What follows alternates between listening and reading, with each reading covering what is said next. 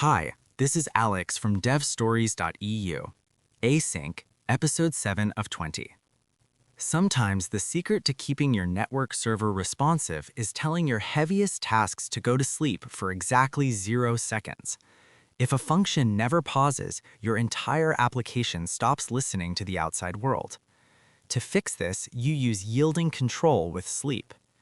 In the async I/O framework, the event loop runs exactly one task at a time. It relies entirely on cooperative multitasking. A task runs continuously until it hits an await keyword, which acts as a checkpoint to hand execution control back to the loop. If you write an async function containing a purely CPU-bound operation, you create a bottleneck.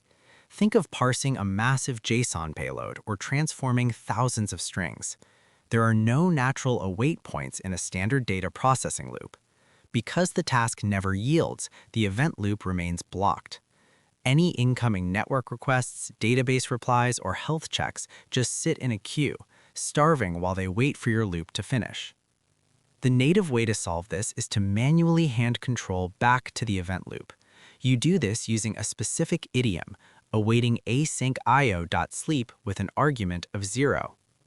At first glance, sleeping for 0 seconds looks like a useless operation.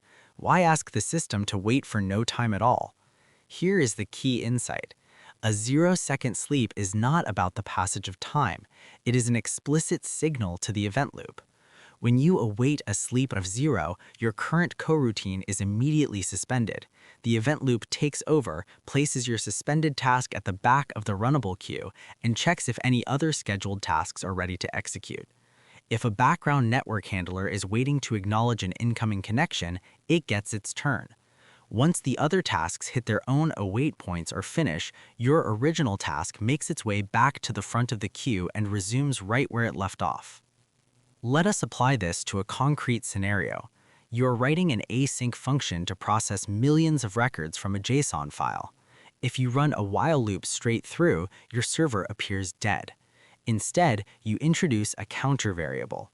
Inside the loop, you process a record and increment the counter. Then you add a simple condition. If the counter indicates 100 iterations have passed, you await asyncio.sleep 0. This breaks the massive computation into manageable chunks.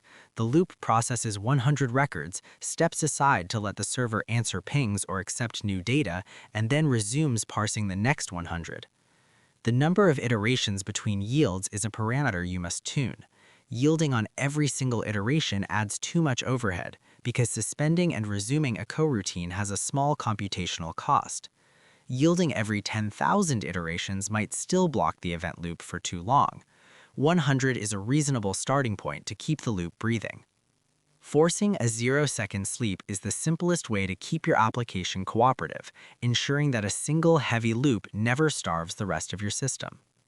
Thanks for listening. Happy coding, everyone.